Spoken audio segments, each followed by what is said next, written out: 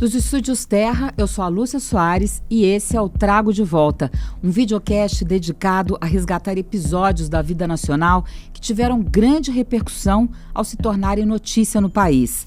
No programa de hoje, trazemos de volta o episódio conhecido por O Massacre de Paraisópolis, nome dado à ação policial na comunidade da Zona Sul de São Paulo na madrugada de 1º de dezembro de 2019 e que resultou na morte de 9 jovens. As vítimas, com idades entre 14 e 23 anos, tinham ido a uma famosa festa funk que acontecia nas ruas da comunidade, o Baile da 17. Passados meses, anos, como estão os personagens dessas histórias? O que foi feito desde que o episódio ganhou as manchetes na imprensa e foi amplamente debatido nas redes sociais? Para relembrar o caso e atualizar o que aconteceu com as famílias que foram privadas de seus filhos 4 anos depois do massacre, recebemos aqui no estúdio Adriana Santos, a mãe do Denis Franco, Maria Cristina Quirino, mãe do Denis Henrique.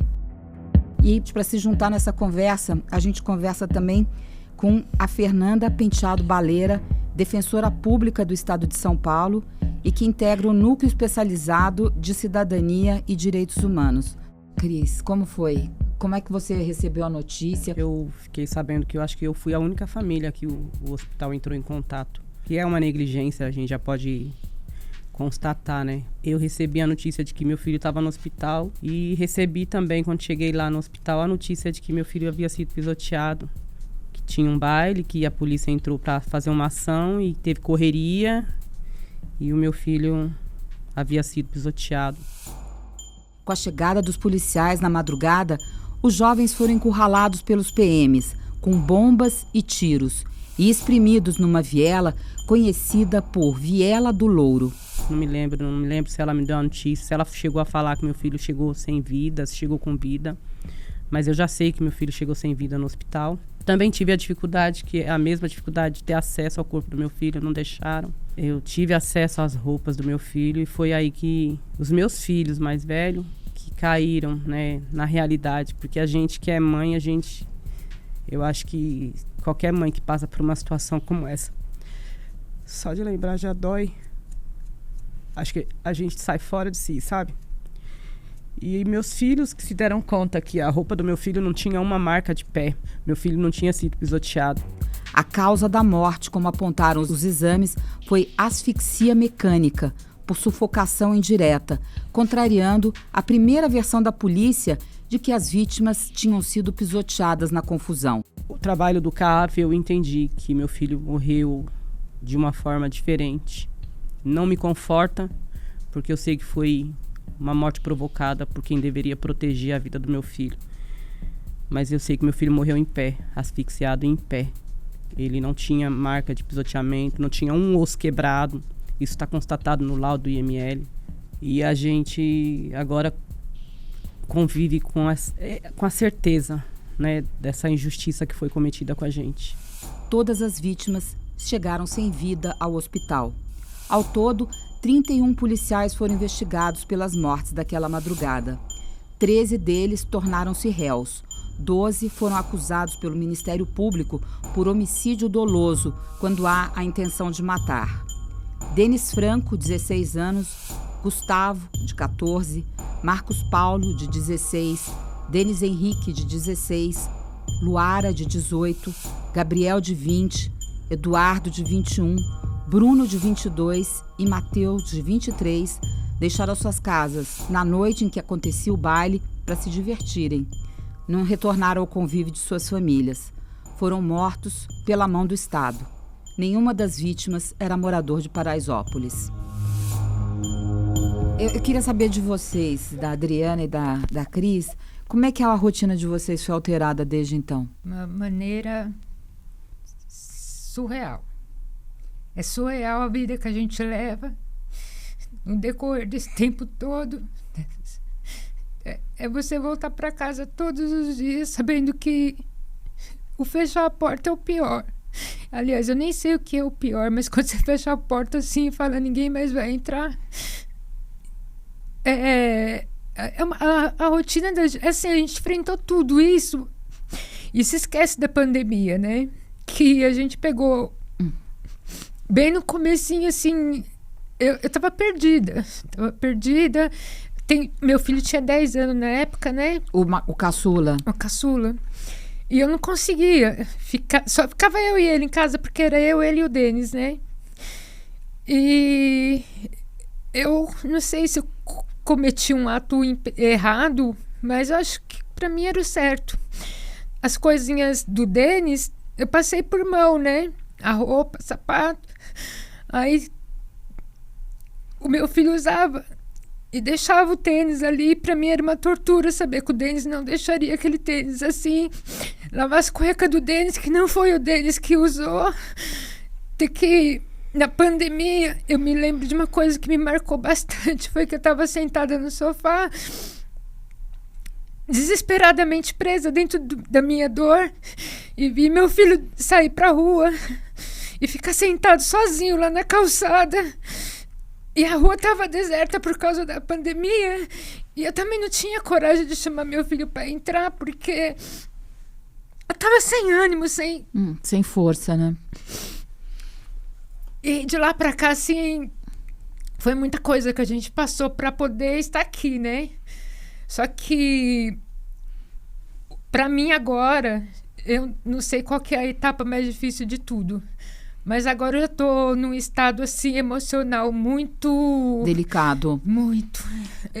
Muito. Você tá reconhecendo sintomas de que você tá deprimida, né? Sintoma de depressão... de estar deprimida, sinto palpitação no coração, minha cabeça dói, eu não tenho mais vontade de conversar com as pessoas, não tenho mais... Tem que fazer sempre alguma coisa para poder estar bem, né? E assim, esses dias mesmo aconteceu que agora é só eu e meu filho na minha casa, né? Agora ele tá com 13 anos. Aí ele tava no quarto dele, eu tava lá na sala. E eu tava com um desespero tão grande que eu fiz um gesto assim, comecei a chorar, mas bem baixinho, mas gritando, mas bem baixinho. E quando eu olho pra porta, ele passou assim, ele olhou e voltou pro quarto. Isso não passa mais. Isso me dói bastante, sabe? Que eu não queria que meu filho visse, eu senti, porque... Você achou que ele ficou assustado? Não, ele já sabe. Ele já sabe, meu neto já sabe, minha filha já sabe. Então a vida da gente... Agora a gente tá procurando psicólogo, né? Até meu neto precisa de psicólogo agora, né? Eu tava falando da redação que a professora pediu pra ele. Ele tinha 4 anos quando o Denis foi embora. E a redação dele foi essa. O tempo bom foi uma coisa que marcou pra ele. Ele falou na redação que era quando o Denis estava com a gente. E agora não tá mais.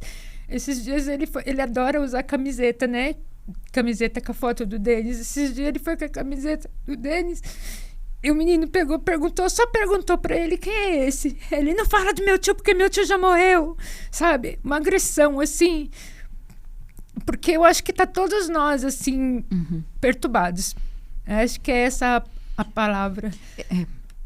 Destroçados, mesmo com 4 anos, né? Ainda é muito difícil. E você deve passar a mesma coisa, né, Cris? Também.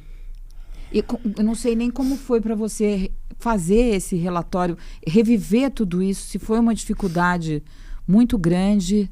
Não sei dizer como que eu consegui, mas hoje eu me questiono. Na época era tudo que eu queria, foi o que eu fiz.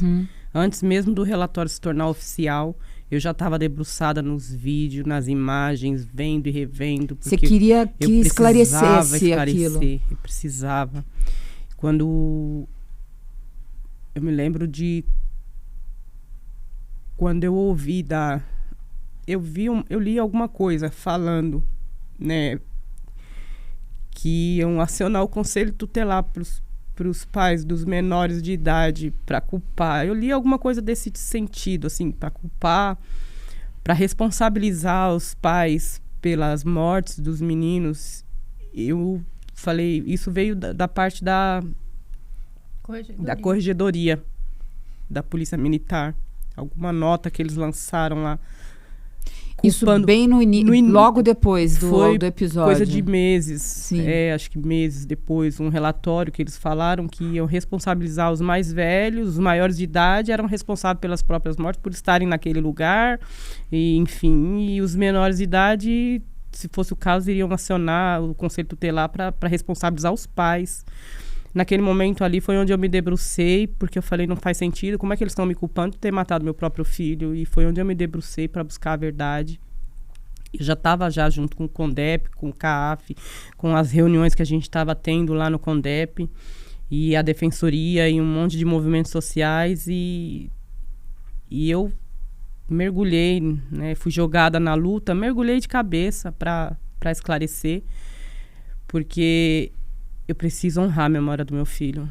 Em julho começou a primeira audiência de instrução, no dia 25 de julho, e uma segunda audiência foi marcada agora para 18 de dezembro. Eu queria que você dissesse para a gente, Fernanda, o que acontece nessas audiências de instrução e o que cabe ao juiz decidir. Sobre o processo especificamente, ele está numa fase que é chamada de sumário da culpa. O que é isso, né? Policiais foram denunciados, então o Ministério Público, que é o órgão que está institucionalmente, né, pela Constituição, é o órgão que tem que fazer a denúncia, que tem que processar pessoas quando acontece um crime, decidiu, no caso de Paraisópolis, embora houvessem 31 policiais envolvidos, o Ministério Público denunciou, quer dizer, decidiu processar 11 policiais por homicídio doloso. O que é isso? Um homicídio que há intenção de matar. Então, foi descrito na denúncia que esses 11 policiais agiram de forma intencional para causar a morte dos 9 jovens.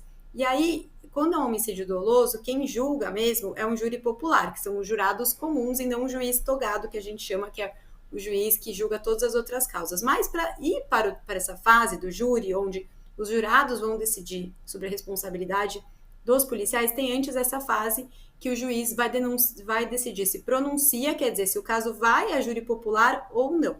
Então, nesse momento, a denúncia é de julho de 2021, aí o processo caminhou, os policiais foram citados, puderam apresentar suas defesas, e aí em 25 de julho desse ano, agora de 2023, a gente teve a primeira audiência para ouvir algumas testemunhas de acusação. Então, essas pessoas foram lá, contaram que elas sabem dos fatos, mas são muitas testemunhas e não deu para encerrar nesse dia. Então, agora, no dia 18 de dezembro, a gente vai ter uma outra audiência para ouvir as testemunhas de acusação. Depois disso, começam as audiências para ouvir as testemunhas de defesa, quer dizer, as testemunhas dos policiais envolvidos que vão lá sustentar a tese dos policiais.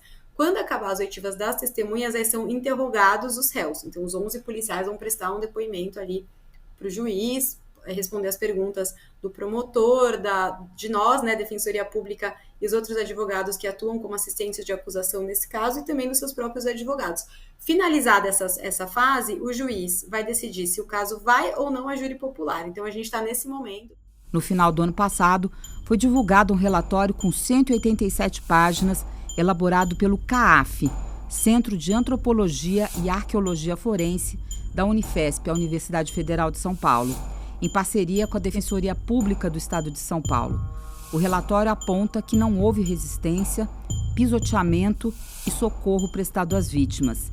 Segundo o relatório, os policiais renunciaram a qualquer tentativa de salvar as vítimas, negando os primeiros socorros adequados à situação em que estavam. O massacre de Paraisópolis ocorreu 8 meses antes do governo de São Paulo instalar câmeras corporais nos uniformes dos policiais. Então, são provas sólidas. Você acha que daí, por exemplo, há mais chance do juiz entender que é um homicídio doloso e não culposo, como entendeu o delegado no inquérito policial? É uma prova muito contundente essa? Sim, o que esse relatório faz de tão importante? Ele coloca as diversas evidências que foram coletadas no caso para conversar. No inquérito, a gente conseguiu ter acesso a toda a comunicação via rádio da polícia, o Copom. Uhum. E aí, a partir tem lá toda da degravação dessa comunicação. Tem uma espécie de uma timeline, né, assim, do caso. Esse foi o trabalho do CAAF a partir do que tinha no inquérito. O inquérito juntou lá muitas páginas da conversa de rádio dos policiais, e a Defensoria, qual que é o trabalho que foi diferencial, assim, desse caso, também permitiu coletar tantas evidências. A gente fez o que a gente chama de investigação defensiva, que foi, logo que aconteceram os fatos, a defensoria esteve lá no território, conversou com as pessoas e começou a coletar diversos vídeos, e a gente juntou, por um ofício, esses vídeos no inquérito, e também houveram outros vídeos que a própria polícia diligenciou. E o que o CAF fez? Colocou todas essas evidências, então, os vídeos, as comunicações feitas pela polícia, os vídeos das câmeras da rua, né, as câmeras de segurança que filmaram a ação, colocou tudo isso para conversar e aí montar essa linha cronológica e demonstrar que foi ali uma ação coordenada, planejada, intencional, que provocou a morte dos jovens. Então, esse é um elemento de prova essencial. Esse relatório tem uma versão dele que foi feita para ser juntada no processo, que já está juntada, e nessa próxima audiência de dezembro, inclusive a pesquisadora responsável, né, pelo relatório vai ser ouvida pelo juiz, porque ela é uma das nossas testemunhas de acusação, assim como a médica, a biomédica perita, que também ajudou para analisar os laudos, vai ser ouvida pelo juiz. Então, esses são elementos de provas essenciais, né, que a gente já juntou ao processo e espera que seja levado em consideração para o juiz. É importante dizer que, embora o delegado tenha concluído que a ação dos policiais foi culposa, quer dizer, sem intenção de matar, esse não foi o entendimento do Ministério Público, que denunciou os policiais por homicídio doloso, com intenção. Então, essa é o que a gente tem sustentado também como assistente de acusação, né, como representante das famílias, que houve sim uma intenção, que a conduta dos policiais foi intencional. Não foi um acidente, não foi uma mega negligência, não foi só não observar protocolos. Teve tudo isso também, que torna a ação ainda mais grave. Mas teve ali uma ação coordenada, né, um circo de terror mesmo que foi criado por policiais, que também vale registrar, conheciam a área, porque são de lá, e que, portanto, atuaram de forma intencional. E o relatório é bem expresso e claro, e não é um relatório opinativo de uma tese, é um relatório científico que se baseia em evidências para chegar a essa conclusão. Então, isso é muito importante de dizer, é um trabalho técnico que foi feito com base em provas e evidências que estavam no inquérito. Uma outra questão é essa do socorro, né? Desde 2012, há uma resolução da Secretaria de Segurança Pública que determina que, constatado o óbito no local, os policiais não podem socorrer as pessoas mortas, alterar a cena dos crimes. Isso, inclusive, configura um outro crime, que é a fraude processual, que é agir de forma intencional para ali mudar o lugar dos fatos. Então, no caso, é muito evidente quando a gente analisa o Copom, que pelo tempo até de morte da asfixia mecânica indireta, que é uma morte relativamente, se for comparar o tempo que eles acionam o socorro, o tempo que eles agem, porque ele é incompatível a hora que eles falam que eles estão socorrendo as pessoas, que já se passa meia hora, 40 minutos da primeira chamada de socorro, que as pessoas estejam vivas, não tem como. Então, as evidências mostram que porque eles de fato socorreram pessoas mortas, sabendo que elas estavam mortas já, né? Porque, como a Cris falou, se elas não estavam mortas, eles tinham que ter adotado as primeiras medidas de ressuscitação, que eles têm formação para isso, que também está explorado no relatório. Como elas já estavam, eles jamais poderiam ter pego os corpos e colocado na viatura e transportado para um hospital. Isso é absolutamente ilegal. Então, no caso, eles nem socorreram e nem agiram conforme determina, né, essa resolução, no caso do óbito ter sido constatado ali no local. Então, isso também é um elemento que aponta para a responsabilidade dos policiais, porque eles agiram de forma completamente desconexa com o que eles deveriam ter feito nesse caso. E a questão do pisoteamento, essa versão do pisoteamento, ela interessa aos policiais, porque ajuda a desresponsabilizá-los. Então, é muito diferente uma causa morte-pisoteamento, que você atribui a uma grande confusão, pessoas correndo, e aí um Caio é pisoteado, do que de fato aconteceu lá, que foi a ação direta e concreta dos policiais na frente da viela, impedindo as pessoas de saírem, batendo em quem tentasse sair, gritando, vai morrer todo mundo. Então, o fato de os laudos do IML terem constatado que a causa da morte foi asfixia mecânica indireta, quer dizer, que os jovens morreram asfixiados na viela, pressionados uns contra os outros, e eles estavam nessa condição porque foram impedidos de sair pela ação dos policiais, reforça a tese de que o crime foi intencional. Então, a gente também tem sempre batido nessa tecla, até com a imprensa ou com as pessoas que discutem o caso, e o relatório do CAF e os vídeos também que foram feitos são nesse sentido, de que não foi pisoteamento, e esse ponto é tão central porque ele ajuda a deixar clara a responsabilidade intencional dos policiais e deixar evidente que a causa da morte foi asfixia mecânica indireta. Então, esse é um ponto muito importante e que a gente sempre gosta de salientar, porque reforça a intencionalidade. Esses 12 policiais que seriam acusados de homicídio culposo são os que aparecem nas imagens, né? Sim, são esses 12 que foram denunciados, são os 12 que conseguiu com base nas imagens, individualizar a conduta, né? Então, todos participaram da ação. Não teve exceção. Foram 31 que participou, mas só pôde individualizar a conduta desses 12, no caso 13. Porque né? as imagens são bem claras que eles participam da ação. Meu filho foi assassinado covardemente pela Polícia Militar do Estado de São Paulo. E a memória do meu filho ela tem que ser honrada. Eles acabaram com a minha vida, perdi meu emprego, quase fui despejada, porque não tive condições de pagar aluguel durante muito tempo. Aí fiquei enclausurada na pandemia, como ela mesma lembrou. Só que ao contrário de muitas pessoas, eu pegava minha filha, colocava dentro do carro e ficava circulando pelo mundo para não entrar para dentro de casa, porque eu queria voltar para casa e encontrar meu filho. E o meu filho não voltava mais. Então eu evitava até de ficar na minha casa. Ficava andando de carro para cima e para baixo, pegava minha filha e ia andar. Aí foi quando eu fui fazer parte da equipe do CAAF, aí me debrucei de verdade mesmo para provar a verdade que eles não contam, porque é isso.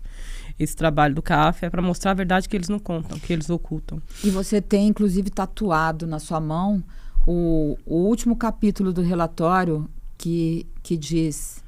Isso aqui eu tatuei na mesma semana que lançou os primeiros vídeos, que foi 1 ano antes do lançamento do relatório. Levanta um pouquinho assim a mão pra gente ver, que fala... Não foi resistência, não foi pisoteamento, não foi socorro. É isso que... E o nome do seu filho também tá tatuado no... O nome eu fiz logo em seguida. E fiz a lápide dele aqui também, com a frase que é o sentido, que a morte do meu filho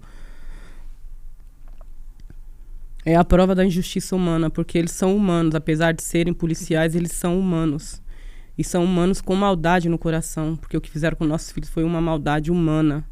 Vocês estavam nessa primeira audiência de instrução, né, do dia 25 de julho. Vocês chegaram a ver os policiais? Eu não vi. Eu vi. Eu não vi. Vi, fiquei bem chateada, porque até ver eles conversando entre eles, tampando a boca para a gente não saber o que está falando, trocando sorrisos. Vi que a única policial que está lá ainda cuida da vaidade, que ela tem maquiagem no rosto, cuidado, né? Só tem uma mulher, né, dos 13. Sim. A vida deles continua. E também quero falar que o que aconteceu em Paraisópolis também foi uma retaliação. Porque eu acho que é importante todo mundo saber isso. Porque 1 mês antes houve um conflito. Houve uma morte de um policial. E eles estavam na comunidade já a comunidade na já operação. estava sofrendo a retaliação dessa morte, e já havia uma ordem, né, da própria Polícia Militar do Estado, do governo do Estado, para uma operação chamada saturação, que era para poder inibir mesmo, né, a comunidade. Não é só culpa do policial A ou B, né? Antes fosse um desvio de conduta, mas não, é uma cultura, né, institucional. Esse caso é um caso gravíssimo, mas infelizmente a polícia do Brasil mata e mata muito, né? E isso é algo que a gente sempre precisa frisar, né? Isso não é por acaso. A ausência de responsabilização nesses casos contribui para isso, e a gente espera que Paraisópolis isso não se repita. E aí, nesse caso de Paraisópolis, houve pela primeira vez, nos casos acompanhados aqui pela Defensoria, a indenização na esfera administrativa, quer dizer, os familiares receberam sem que a gente tivesse que mover um processo contra o Estado, que normalmente demora anos, né? A gente tem inúmeros outros casos que a gente está 10, 12, 15 anos na justiça buscando essa indenização. As pessoas adoecem, falecem, muitas delas não ficam vivas para ver o resultado desse processo, ou se desgastam ainda mais, né, durante esse processo. Então, a gente teve isso, que, claro, que não tem dinheiro nenhum que traga familiar de volta, é um dinheiro que a gente entende que para as famílias às vezes, muito complicado de aceitar, mas do ponto de vista do processo, né, para a gente pensar assim, que na responsabilização é um elemento muito importante, porque o próprio Estado já reconheceu na esfera civil que as pessoas ali morreram, que os 9 jovens morreram por uma ação dos seus agentes. Se não fosse assim, não teria indenizado as famílias. Então, já há um reconhecimento de responsabilidade do Estado na esfera civil.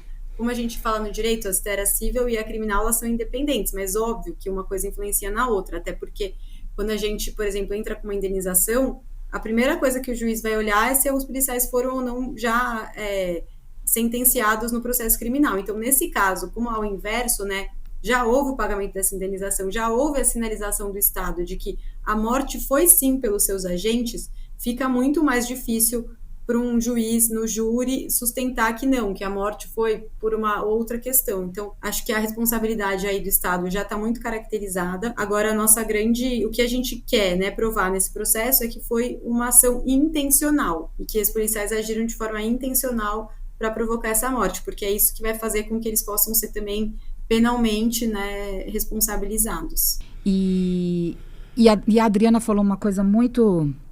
Quando você enterrou seu filho, você não sabia qual era, do que ele tinha morrido? Não, porque eu saí para procurar meu filho, que ele não voltou. E quando eu achei no hospital, ele já estava sem vida. E a médica disse só isso, que foi num baile funk, que houve um tumulto e que eles se pisotearam, né? E ele chegou em óbito. Né? Aí, primeiro que a minha ficha não caiu.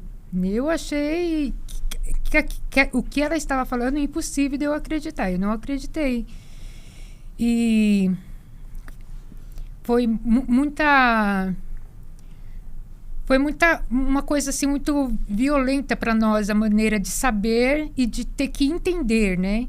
Porque até a data de nascimento dele estava errado, a roupa dele que a gente não encontrou. A data dele foi uma data aleatória que colocaram como ele fosse maior de idade, né? Sim, como se ele fosse maior de idade. A roupa dele, que nem a Fernanda Valera também, né? A doutora tá pedindo também até agora. Era outra roupa? Não, a gente não tem a roupa dele. Não. Ele estava com um boné, né, da Lacoste, um casaco, e vocês não acharam? Nada, nem o pertence dele, nenhum. E até hoje, né? E quando aconteceu o sepultamento, a gente não sabia o que estava acontecendo, não tinha, pelo menos eu não sabia, né? Não estava assistindo televisão nem nada. E aí a gente fez o velório, tudo. Minha filha ainda ficou em dúvida, né? Ela que foi mais... ela que a ficha dela caiu mais fácil, né? Mais fácil não, mais rápido. E ela olhou assim e falou assim, porque eles não deixaram ela ver ele no hospital, no IML. No IML. E ela ficou cismada com aquilo. Falou, poxa, como é que eu vou enterrar meu irmão com dúvida? E teve um momento que eu saí da sala do velório e ela pediu para todo mundo sair. E só algumas pessoas ficaram para ela poder examinar o corpo. Aí ela abriu o caixão. O caixão estava fechado, né? Lacrado. Com parafuso. Então, aí estava lacrado o caixão. Ela abriu, tocou dedinho por dedinho dele. Até onde, porque eles fizeram a autópsia, né? Então, só essa parte, assim, que ela não abriu a camisa direito. Mas, assim, tudo que ela pôde, ela viu. E, assim, tudo foi tão absurdo. Tudo é tão absurdo. Que hoje minha ficha caiu assim, por exemplo, também que a gente não teve acesso ao corpo dele, né? O corpo dele ia chegar, não me lembro se era 6 ou 7 horas, e 9 horas já tinha que ser o sepultamento. Assim, tudo rápido. Não deu tempo nem de velar. Não, porque eu não tinha condições de nada, né? As pessoas lá conversaram lá na administração do cemitério e pediu para ficar pelo menos até as 2 horas da tarde, né? Que foi feito o sepultamento. Aí me vem, essas perguntas também me vêm, né? Porque a pressa. Mataram meu filho assim de uma maneira tão absurda, tão rápida para nós, né? Que perdeu. Porque para eles não foi rápido. Não sei quanto tempo eles demoraram na mão daqueles monstros, que é assim que tem que ser chamado. E queria sepultar tudo assim, sabe? Desfazer do corpo. Desfazer das provas. Fernanda, a gente fica super agradecida de você estar presente aqui para esclarecer todas essas coisas. A gente fica muito emocionado também de ver a coragem das duas mães Não sei se vocês se surpreenderam também com tanto que vocês conseguiram ser corajosas para enfrentar tudo isso, porque não é fácil, né? Como é que vocês se sentem? Eu costumo dizer que eu não sou forte. Eu não sou forte, que nem todo mundo fala. Mas eu tô de pé. Isso aí é o que me... Desculpa. O que me faz estar de pé é porque eu preciso honrar a memória do meu filho. Mas eu não sou forte. Porque todo dia, quando eu tô dentro da minha casa, só eu sei o quanto eu desabo lá dentro. Todos os dias, nesses quase 4 anos. Eu vou aproveitar aqui essa oportunidade que você está dando para a gente estar aqui hoje para me corrigir, né? Porque recentemente eu fiz uma fala que eu sei que não é o correto. Eu fiz uma fala porque eu falei que eu achava que era um absurdo eles terem direito de defesa, mas não é que eu acho que eles não tenham esse direito. É porque eu tô com o meu coração magoado porque o meu filho não teve direito de defesa. Então não foi na intenção de falar que o ser humano que matou meu filho, que não é humano, não tenha direito de defesa. Mas que é absurdo saber que quem ordenou a operação que matou o meu filho é quem vai testemunhar em favor deles. E por que isso? Eu não me lembro o nome do comandante agora, eu acho que é Marcelo. Se a Fernanda tiver com um nome fácil lá, ela vai falar. É uma das testemunhas de defesa que eles têm. Eu não acho errado que eles tenham uma defesa. Eu quero que eles tenham uma defesa sim, eu quero que eles se defendam sim, e eu quero que o juiz entenda que mesmo eles se defendendo, eles agiram meticulosamente para poder fazer uma situação, causar a situação e matar os nossos filhos, como eles mesmos falavam, né, nos vídeos. Vai morrer todo mundo. Não era somente os nossos filhos que eles queriam matar. Eles queriam matar muito mais gente naquele dia. Acho que tem 2 aspectos, né, do que a Cris comentou que são importantes, né? Essas operações vingança que a gente chama, né, que a polícia faz quando há a morte de um agente do Estado, ela age dessa forma, né? Isso já está documentado, está... muito comum, infelizmente é muito comum que isso aconteça, e há evidências que mostram que esse tipo de operação deflagrada logo após a morte de um policial são extremamente letais, né? Então, de fato, é uma vingança institucional que não pode ser admitida num Estado democrático de direito. A polícia não está aí para se vingar, né? Agir dessa maneira. Então, é um fato importante. Acho que as coisas, o que antecedeu a morte dos meninos e da Lara tem esse componente, né, que a polícia estava agindo de forma mais violenta, mais truculenta contra a comunidade de Paraisópolis por conta disso. Isso, infelizmente, é uma prática que a gente verifica quando há essa institucionalização desse tipo de operação vingança. Então, acho que esse é um elemento muito importante que a Cris trouxe. E aí, eu quero evitar ao máximo comentar o processo que está em andamento, então... sobre depoimentos de testemunhas, porque acho que isso não é muito bom nesse momento, mas, de fato, há uma testemunha que foi arrolada pelos policiais que, na época, estava num cargo de chefia, né, de cúpula da Secretaria de Segurança, que, portanto, pode ter ordenado a operação e vai ser ouvido. Mas é isso, os policiais têm todo o direito de defesa, assim como qualquer cidadão, e isso que a gente também alega em muitos casos. Não é o caso de Paraisópolis, mas muitos casos que a polícia mata, ela fala, matei porque tinha antecedentes. E o que a gente sempre fala é assim, se a pessoa tinha antecedentes, se a pessoa estava praticando tem antecedentes não, mas se a pessoa estava praticando um crime e a polícia surpreende essa pessoa praticando um crime, o que ela tem que fazer? Prender, e a pessoa tem que responder a um processo onde ela vai se defender. Com a polícia não é diferente.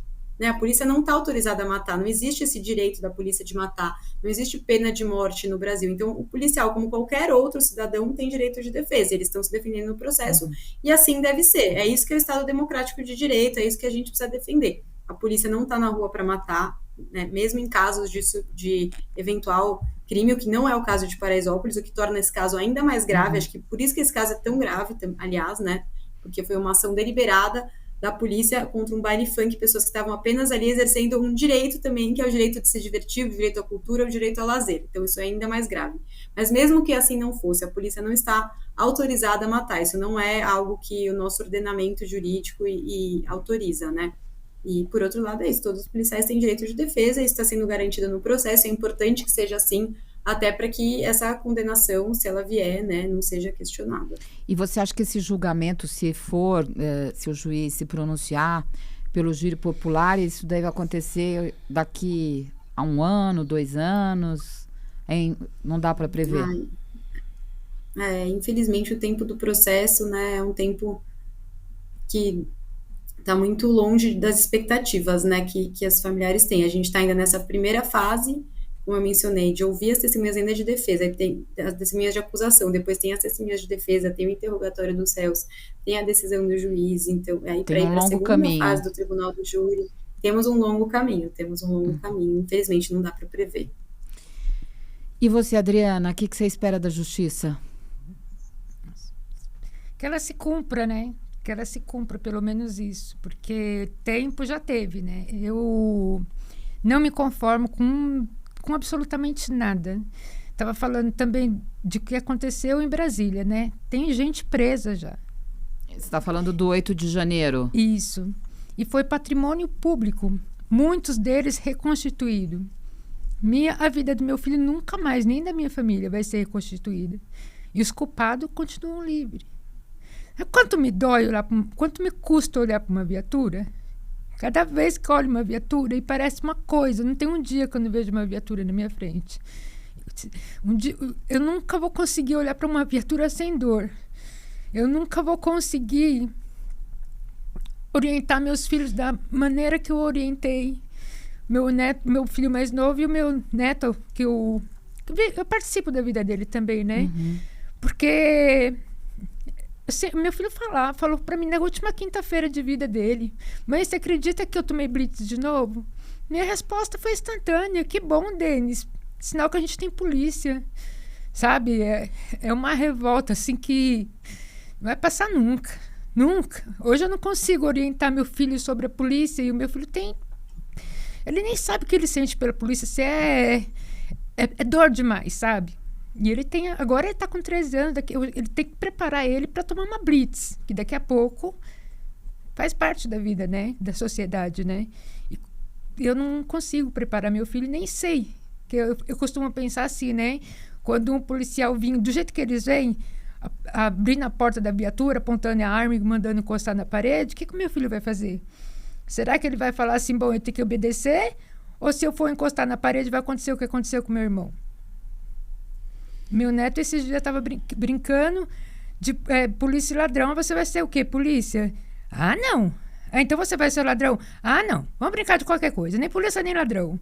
Então, quer dizer, as crianças estão tudo perdidas. Agora, amanhã, se Deus o livre guarda, acontecer alguma coisa que não vai falar que foi negligência da mãe. No caso eu, no caso a minha filha. Mas nem nós tem estrutura. Esses dias eu fui atravessar uma avenida, só que era GCM, né? Ele parou para mim passar e eu não queria passar. Eu fingi que não vi. Aí ele ficou insistindo ali, falei, vou ter que passar, né? Mas ele estava sendo gentil para mim. Ele estava dando a passagem para mim. Mas eu não queria. Uhum. Se eu pudesse, não olhava uma viatura mais na minha frente. E eu acho que a gente não merecia passar por isso. É um sentimento, assim, que é desumano demais. Sabe? Tem uma vida para levar para frente. Eu não falo da minha, eu falo do meu filho. Mas eu tenho uma vida que foi perdida e que vai estar sempre lado a lado. Hoje eu olho para o meu filho e falo, como que ele estaria? Será que estaria... Meu filho é alto, né? Ele está com quase 1,80 m. O meu filho também era alto. Falei, e agora? Será que o Denis teria passado? Será que os dois estariam na mesma altura? Ontem ele estava lá se penteando, estava olhando assim para ele, lembrando do outro. Então, é surreal. E o que eu espero da justiça, eu só espero que ela aconteça, sabe? Eu acredito que eu não vou estar mais aqui para ver, mas eu queria que ela acontecesse, que era para os meus filhos pegar e falar, bom, pelo menos eu não vou correr o risco de encontrar com eles no meu caminho. E de outras famílias, não ter que sentir o que a gente sente, porque o que a gente sente é inexplicável. Adriana, eu queria agradecer muito a presença de você, muito a presença da Cris e também a presença da Fernanda. Eu espero que todo mundo que ouça esses depoimentos, né, se fique tocado também da mesma maneira que todo mundo aqui está sendo tocado hoje. E desejar boa sorte para vocês. E enfim, que a justiça seja feita também. Obrigada, gente. E com isso eu me despeço. Até um próximo episódio de Trago de Volta. Em nota enviada ao Terra, a Secretaria de Segurança Pública de São Paulo esclareceu que os inquéritos civil e militar estão agora com o Poder Judiciário e que um dos indiciados não integra mais os quadros da Polícia Militar. Outros 12 policiais acusados seguem afastados das atividades operacionais de policiamento até a conclusão do trabalho judicial.